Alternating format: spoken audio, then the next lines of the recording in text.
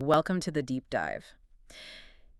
For ages, we've sort of clung to this idea, haven't we, that humans are, at our core, rational. Logical decision makers. Right. We think we weigh the evidence, consider our goals, and act logically. But what if that's just not the whole story? Well, it's definitely not. I'd say it's more like a really convincing story we tell ourselves. An internal illusion. Pretty much. What the research shows, and we're pulling from a lot today, from classic psychology right up to modern trauma work, is that our minds, they often care a lot more about feeling comfortable and consistent inside. More than finding objective truth. Often, yes. It seems we're wired to seek a narrative that feels okay, even if it's not perfectly accurate.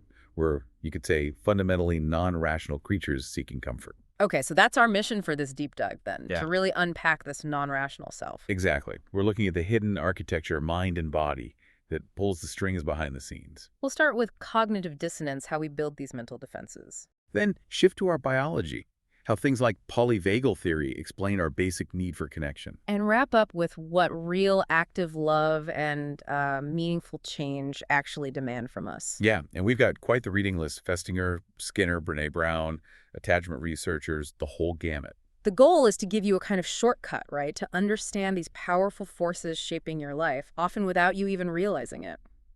All right, let's dive into that foundational idea you mentioned, cognitive dissonance. Leon Festinger, right? That was his big contribution decades back. It really was. Yeah. And the core idea is surprisingly simple, yet it really shakes up our self-image. It's just that we strive for internal consistency. We want our beliefs and actions to line up. Precisely. And dissonance happens when they don't. When you hold two ideas that clash, like maybe you think, I'm a smart, careful person, but then you realize, I just made a really impulsive purchase. Ah, okay. And that clash feels bad. Exactly. It creates this intensely uncomfortable psychological feeling. And that feeling, the discomfort itself, not necessarily the logical error, is what pushes us to do something. We need to resolve that tension. We're highly motivated to reduce the dissonance. The mind gets incredibly resourceful trying to make that feeling go away. So Festinger talked about what makes that feeling stronger or weaker. Okay, yeah, a couple of key things. First, just the sheer number of conflicting thoughts. If you have, say, 10 different pieces of information telling you your belief is wrong, that's way more uncomfortable than just one little inconsistency. Makes sense. More conflict, more pain. But here's where it gets really interesting, and maybe a bit counterintuitive.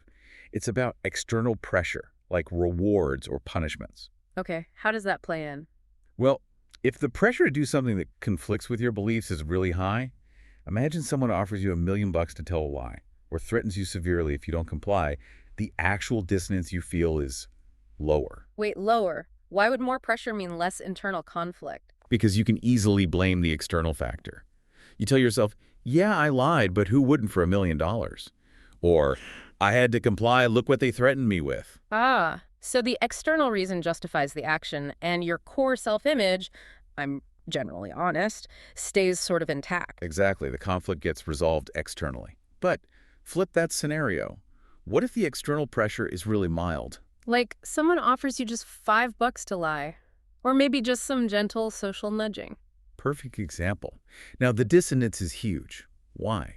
Because that tiny reward or mild pressure isn't enough to justify going against your beliefs externally. So you can't just say, oh, I did it for the $5. It feels cheap. Right. So the only way left to reduce that awful feeling is to change something inside. You have to convince yourself, well, maybe that lie wasn't so bad after all, or even, what I said I believed before. Maybe I didn't really believe it that strongly anyway. Wow. So mild pressure can actually lead to more internal change, more belief shifting.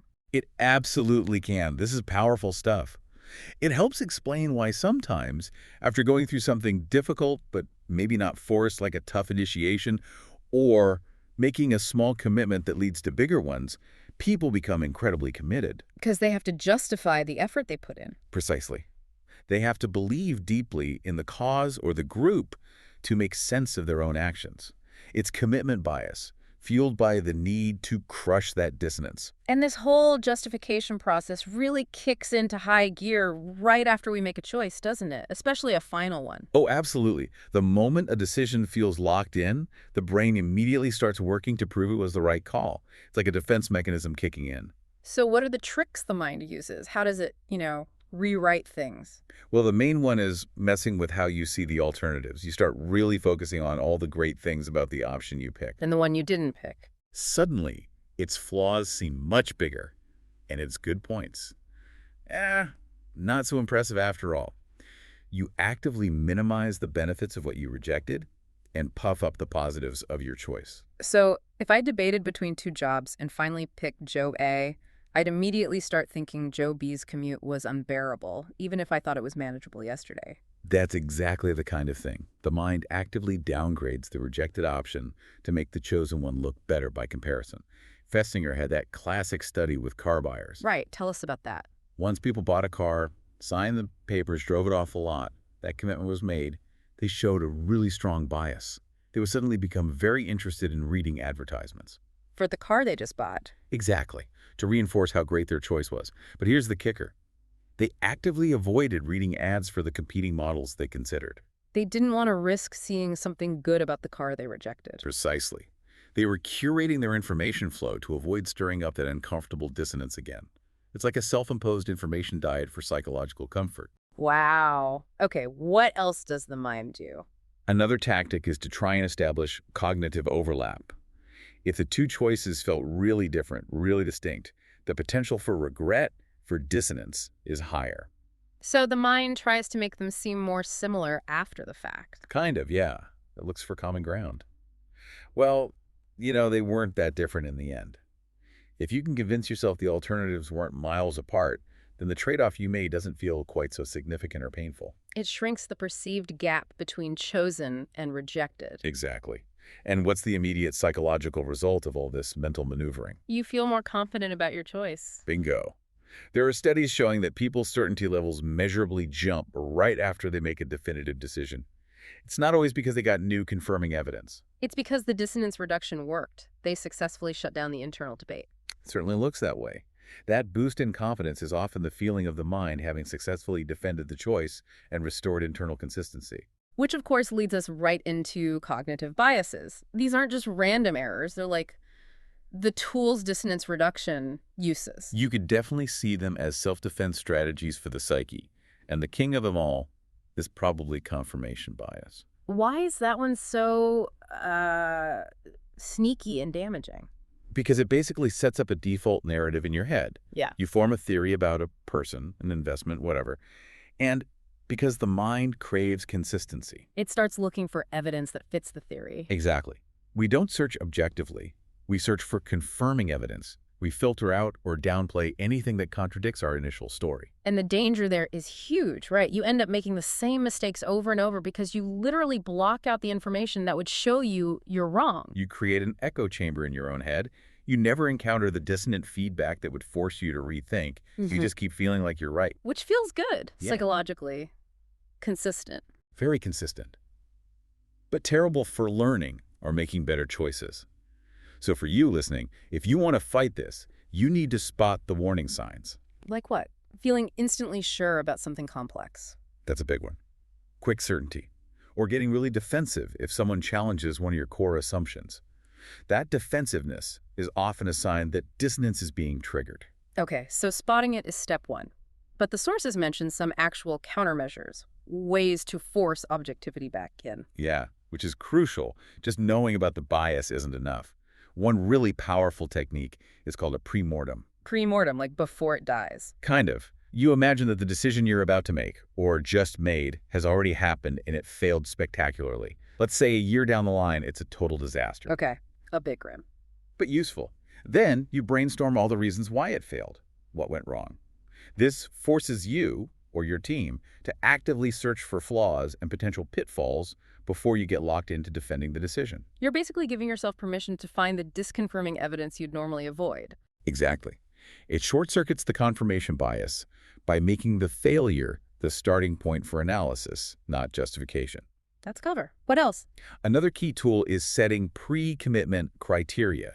Before you even look at the options, choosing a job, a partner, a house, whatever, you sit down and define your absolute must-haves and deal breakers, objectively. So you decide what truly matters before you get swayed by, say, the beautiful kitchen in a house with a terrible commute. Precisely. You anchor yourself to your priorities before emotion and bias can really grab hold. If you've already decided commute time is non-negotiable, it's much harder to rationalize away a bad commute later just because the house looks nice. It takes discipline, though, because overriding these biases feels like swimming upstream. And part of that difficulty is because, well, emotions just seem to run the show more than logic, don't they? They really, really do. That's a fundamental truth we have to grapple with. We tend to act based on what feels safest or quickest or most relieving right now. Even if it totally tanks our long-term plans. Absolutely. Think about facing a big, important deadline. Logically, you know you need to work on it. But if you feel anxious or overwhelmed, Procrastinate, watch TV, scroll social media. right, because those actions offer immediate relief from the anxiety, even though they sabotage the long-term goal. The emotional calculus prioritizes immediate comfort. And this isn't just a mental preference, it's physiological, right? When strong emotions hit, our thinking brain kind of goes offline. That's a great way to put it. When the threat system lights up, the amygdala gets going. It can essentially hijack the resources of the prefrontal cortex. Which is where we do our complex planning and logical reasoning. Exactly. Your working memory gets flooded. Yeah. You literally lose access to the clear thinking needed for the task. The brain shifts all resources to immediate perceived safety. Logic takes a backseat. Okay, so if emotion is the primary driver and it can shut down logic, we need ways to manage the emotion itself, not just argue with it. Precisely. We need tools to create a buffer, a little space between the emotional trigger and our reaction. And this is where physical regulation becomes key. The sources mention something called the 90-second reset. Yeah, it's a really practical technique grounded in neuroscience. When you feel that emotional wave starting to build that anxiety, anger, overwhelm, you try these steps. Okay, what are they? First, just name the feeling. Say to yourself, okay, I'm feeling anxious, or this is anger. Giving it a label actually helps engage the prefrontal cortex again, brings it slightly back online. Interesting. Step 2. Locate it in your body. Where do you feel it? Tightness in your chest, heat in your face, a knot in your stomach. Just noticing the physical sensation. Okay, name it, feel it, then what? Third, conscious breathing. Slow, deep breaths. This directly impacts your nervous system, signaling safety and calming the physiological arousal. Just a few slow breaths can make a difference. And the final step connects back to values. Right. Step 4 is to take the absolute smallest possible action that aligns with your values or your goal for that situation. Something you can do in under 2 minutes. So not solving the whole problem, but just one tiny step. Exactly. If you're overwhelmed by a huge project, maybe the action is just opening the file, or writing one sentence, or sending that quick jogging email you've been avoiding. It breaks the paralysis loop. It does. It interrupts the cycle of feeling bad and doing nothing. By introducing a tiny, manageable, values-aligned action, it reconnects your thinking brain and your feeling state just enough to move forward. This brings us nicely into the biology of it all. If our minds are constantly working for psychological comfort, where does that feeling of comfort or discomfort actually start? It seems like it goes much deeper than just our thoughts. Oh, way deeper. We're moving into the realm of the body now. The idea that the body keeps the score, as Bessel van der Kolk put it, is fundamental here. Meaning trauma, strong emotions, they're not just memories in our head. Not at all. They get encoded physically in our visceral experience. That gut-wrenching feeling, the sudden unexplained panic attack, even things like chronic inflammation or autoimmune issues can be linked to how our bodies hold on to past experiences. The physiology itself remembers. It does. And polyvagal theory, developed by Stephen Porges, gives us a fantastic map for understanding how these deep bodily states literally dictate how we perceive the world and connect with others. It explains how feeling unsafe physically can just shut down our ability to be rational or social. Absolutely. Think of the vagus nerve as this huge information highway between the brain and our major organs. Polyvagal theory identifies 3 main operating systems developed over evolutionary time. Okay, what are they? The oldest sort of reptilian response is immobilization, the freeze response. Think possum playing dead. Total shutdown. Then there's the slightly newer sympathetic nervous system activation that's mobilization, fight or flight, energy, movement, alertness to danger. Ready to react. And the newest, most evolved in mammals is the ventral vagal complex. This is the system for safety, connection, social engagement. It's where we feel calm, present, and able to relate to others. So our physiological state dictates which system is dominant. What happens to our social abilities when we're stuck in, say, fight or flight mode? Well, if you're mobilized, Your whole system is scanning for threats. Resources are pulled away from non-essential functions. Your ability to pick up on subtle social cues, a gentle smile, a soft tone of voice, gets dramatically reduced. You're literally not wired to see friendliness. You're wired to see danger. The world looks like a more threatening place, and connection feels risky, maybe impossible. If you're pushed further into that oldest free state, you might become almost completely numb to external input, positive or negative. Just checked out. Which explains why trying to reason with someone who's really angry or terrified is usually pointless. Their biology isn't set up for logical reasoning or empathy in that moment. It's a nervous system reality, not a choice. This brings us to the amazing social engagement system. That's the physical hardware for connection run by that newer vagal system. Exactly. It uses a network of cranial nerves to control the specific muscles we need for safe and successful social interaction. It sounds technical, but what are the actual parts of us this system controls? Things we use every day. Okay, 5 key things. First, the muscles that open our eyelids. Sounds basic, but vital for making eye contact, assessing safety in others' faces. Right. Second. Facial muscles. Think tiny movements around the eyes and mouth that signal friendliness, curiosity, warmth, versus a flat, threatening expression. Makes sense. Third. Muscles in the larynx and pharynx. These control our voice. When we feel safe, we can produce those nice melodic, rhythmic tones that are soothing to others. When we're scared. Our voice gets tight, high-pitched. Exactly. A biological signal of distress. Now, the last 2 are really cool. Fourth, the muscles in our middle ear. Our ears. How do they play into social connection? These tiny muscles actually adjust the tension on the little bones in there, the ossicles. When we feel safe and engaged, these muscles tighten in a specific way that helps us tune out low-frequency background noise. Like traffic rumble or air conditioning hum. Or historically, maybe predator growls. Mm-hmm. And by tuning out the low frequencies, it helps us focus intensely on the frequency range of the human voice. Wow. So my ability to actually hear you clearly in a noisy coffee shop is partly dependent on whether my nervous system feels safe enough to engage. It's a critical part of the system. If you shift into fight or flight, those muscles relax, the background noise floods in, and it becomes physically harder to extract the human voice. You literally might not hear the bid for connection clearly because your body is prioritizing threat detection. That is incredible. What's the 5th component? Head turning. The ability to orient towards sound, towards faces, smoothly and with curiosity. Again, linked to feeling safe enough to explore the social environment. This really highlights that evolutionary shift, doesn't it? From reptiles, who are mostly about self-regulating their state, to mammals. Who are profoundly dependent on other regulation, especially early in life, but really throughout life. Co-regulation. Yes.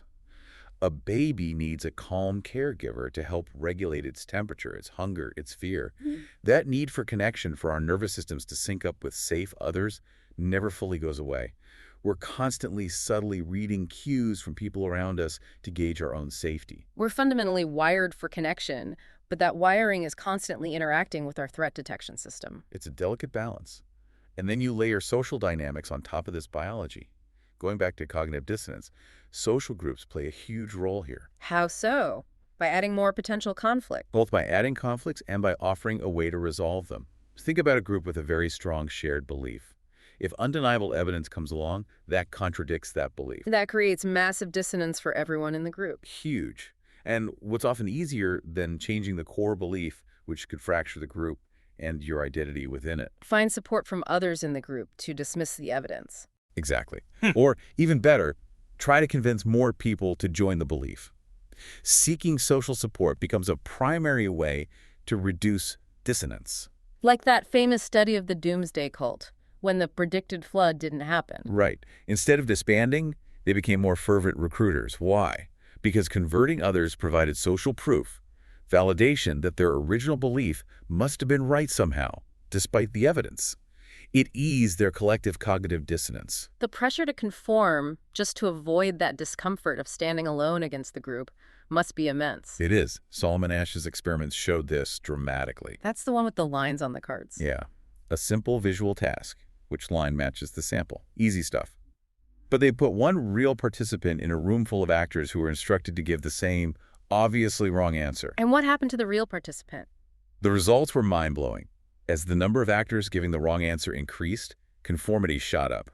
With a group of about 8 Confederates, nearly 75% of the actual participants went along with the clearly wrong answer at least once. They doubted their own eyes rather than disagree with the group. Many did, yes. The psychological pressure to not stand out, to avoid the social discomfort of being the lone dissenter, was powerful enough to override the clear evidence of their own senses. If group pressure can make us deny what we literally see, it's terrifying to think what it can do to our moral judgments. Which leads into the Stanford prison experiment territory, Zimbardo's work. Right. That research powerfully illustrated how quickly assigned roles and the power of the situation can seemingly overwrite individual personality and morality. The students assigned as guards became harsh, even cruel, and the prisoners became passive and distressed very quickly. And a key factor Zimbardo highlighted was de-individuation. Losing your sense of individual identity. Exactly. Things that make you feel anonymous, like wearing a uniform, or in that case, the mirrored sunglasses the guards wore. Why the sunglasses? They mask the guards' eyes, making them less personally identifiable and more like interchangeable parts of the guard role.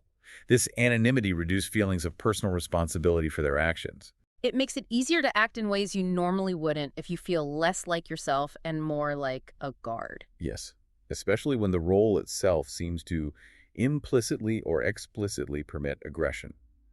The environment, the role, the anonymity, they created a potent cocktail that shaped behavior, arguably more than the individual's pre-existing personalities. This connects directly to B.F. Skinner's more radical ideas about behavior being controlled by the environment. Skinner took it a step further.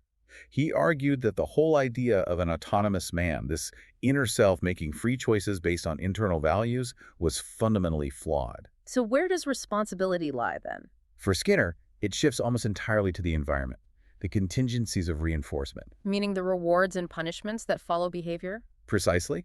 He'd say there aren't really bad people, just environments that reinforce bad behavior. Think less bad kids and more ineffective parenting strategies or poorly designed incentive systems. So if we want better behavior, we shouldn't focus on fixing people's internal character. We should focus on designing better environments. Environments that make desirable behavior easier and more rewarding, and undesirable behavior less likely or less rewarding. It's about engineering the consequences. Yes, making life less punishing, more reinforcing for the kinds of actions that benefit the individual and society. His focus was on behavioral technology, designing cultures based on understanding how consequences shape what we do, rather than trying to instill some abstract virtue. Okay, so we've got minds seeking comfort, bodies wired for safety and connection, and behavior heavily shaped by our surroundings. Given all that complexity, what does it mean for something like love, for our most intimate relationships? It means true intimacy is hard work. It requires pushing past those default settings for comfort and safety. Eric Fromm had some really powerful insights here. He challenged the common idea of love as this passive thing that just happens to you. Like falling in love. Exactly. He contrasted falling in love, which he saw as that exciting, often temporary explosion of intimacy when barriers collapse between strangers, with standing in love.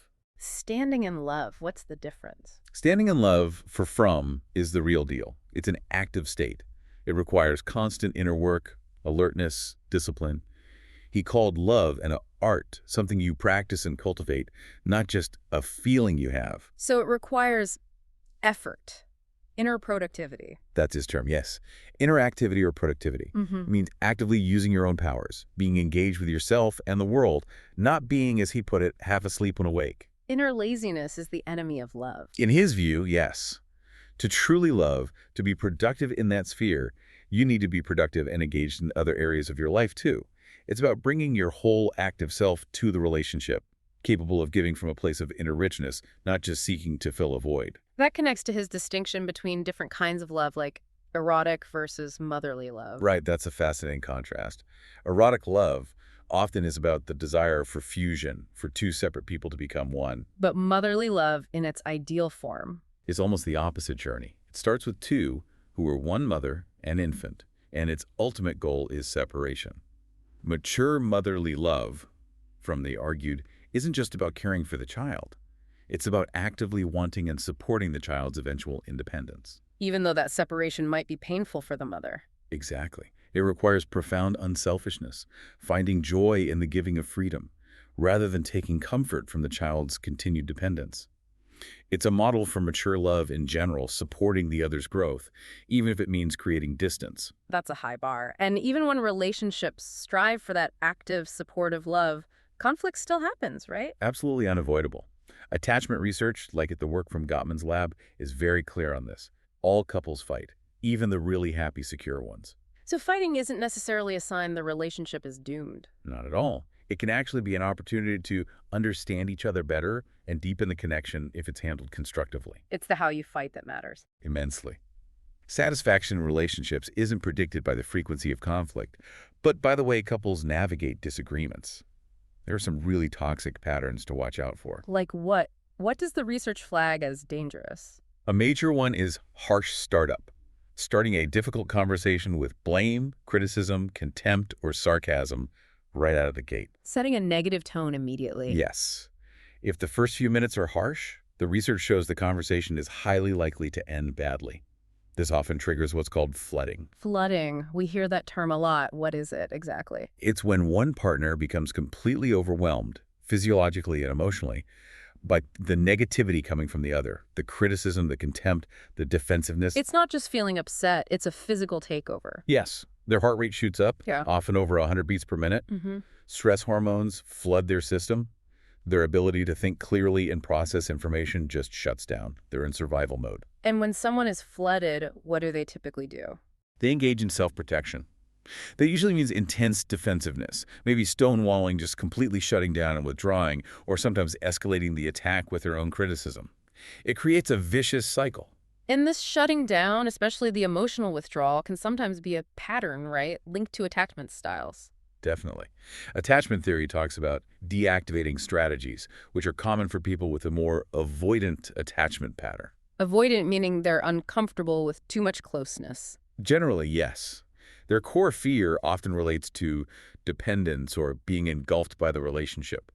So when intimacy increases or conflict arises, they might subconsciously try to tamp down their own attachment needs by emotionally distancing themselves. How do they do that? What do these strategies look like? It can be subtle. Things like focusing on a partner's small flaws, getting really irritated by minor habits, suddenly needing lots of space, or pouring energy into work or hobbies to avoid relationship time. So the complaint about leaving socks on the floor might not really be about the socks. It might be an unconscious way to create a little emotional distance, to feel less close and therefore less vulnerable or dependent. It's a way to manage their anxiety about intimacy. Then there are those fights that just go round and round, never get resolved. The gridlock conflict. Gridlock. Yes, those are incredibly damaging. Because the fight you keep having isn't actually about the surface topic, money, chores, vacation plans, whatever. So what is it about? Gridlocked conflicts usually happen when the argument touches on deep, often unacknowledged personal dreams, values, or core needs that one or both partners feel they can't express or have met in the relationship. Like, a fight about spending might really be about one person's buried dream of adventure versus the other's deep need for security. Exactly that kind of thing. Dreams or needs that feel so fundamental, maybe even so vulnerable, that they haven't been spoken aloud. The argument becomes symbolic of that deeper, blocked aspiration. So how do you break out of gridlock? You can't just compromise on a dream. The key isn't necessarily to fulfill the dream, which might be impossible. The key is to uncover it, to create enough safety for both partners to talk about what that recurring fight really represents for them personally. To share the underlying need or dream. Yes, and for the other partner to hear it, understand its importance, and validate it, even if they can't make it happen. Just having that deep meaning acknowledged can often unlock the conflict, put the surface issue in perspective, and allow the couple to find ways to honor each other's core needs, even imperfectly. It all sounds like it requires a tremendous amount of showing up authentically, being real. Absolutely. Which ties perfectly into Brené Brown's work on wholehearted living. Which is about Engaging with life from a place of inherent worthiness. It means cultivating the courage to be imperfect, the compassion to be kind to ourselves and others, and the connection that comes from letting ourselves be truly seen. It's about showing up as you are, flaws and all. Yes, and she makes a critical distinction between belonging and fitting in. What's the difference? Fitting in is about assessing a situation and changing yourself to be accepted. It's wearing masks, trying to be what you think others want. It's exhausting and ultimately disconnects you from yourself. Whereas true belonging. True belonging doesn't require you to change who you are. It requires you to be who you are. It's bringing your authentic, imperfect self to the table, trusting that you are worthy of connection just as you are. It's an internal practice of self-acceptance first. It feels like everything we're discussing, managing dissonance, regulating our nervous system, showing up authentically in love, demands a certain clarity and focus. But modern life often throws wrenches into that, like the sheer overload of choices we face. That's a huge paradox, isn't it? Barry Schwartz wrote extensively about this paradox of choice. We think more options are always better, that freedom means having endless possibilities. But it doesn't always lead to happiness. Often the opposite. Too many choices can lead to analysis paralysis where we just can't decide. And even when we do decide, it can lead to less satisfaction with the choice we made. Can you give an example of that paralysis? A really compelling one comes from research on 401k retirement savings plans. They found that for every additional 10 mutual fund options offered to employees, Participation actually went down. yes, by about 2.5%. Faced with dozens of complex choices, many people just threw up their hands and didn't enroll at all, even missing out on employer matching funds. The cognitive burden of making the perfect choice became overwhelming. Wow. So the sheer number of options created a barrier to making any choice. And even if we push through and choose, you're saying we might feel worse about it. Often, yes. Because of regret and opportunity costs? Opportunity costs being what we gave up. Exactly. When you have only 2 options, you only forego one set of benefits. When you have 50 options, you're mentally calculating the missed benefits of 49 alternatives. The potential for regret skyrockets. And we engage in counterfactual thinking, imagining how great the other options might have been. Constantly. What if I'd chosen that other one? It had that one feature I really liked. Even if your chosen option is objectively good, the ghosts of the rejected alternatives can haunt the decision and reduce your satisfaction. Does it help if the decision is reversible? Like if you can return the item? You'd think so, but Schwartz argues it often makes things worse in the long run. Knowing you can reverse it keeps the decision open in your mind. So you keep second guessing. You keep wondering if you should take it back, if another option would be better. It prevents the dissonance reduction process from fully kicking in and helping you feel good about your choice. Irreversible decisions, while initially more stressful, often lead to greater long-term satisfaction because you're forced to commit and rationalize. This struggle with choice seems to reflect a deeper complexity in our motivations. Things aren't usually driven by just one single need, are they? That's Abraham Maslow's point about overdetermination, or multi-motivated behavior. Most things we do aren't just about fulfilling one basic need from his hierarchy. Like safety or belonging or esteem. Right. A single action, Maslow argued, is often driven by several, maybe even all, of those needs simultaneously. Can you give an example? Sure. Think about someone acting aggressively at work.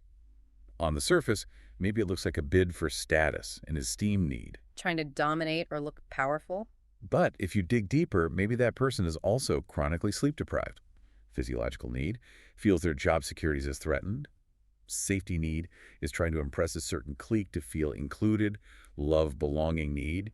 And maybe even has a distorted idea that this aggression is part of realizing their full potential, self-actualization. So you can't just point to one motive, it's a blend. Often a very complex blend. It cautions us against simplistic explanations for human behavior.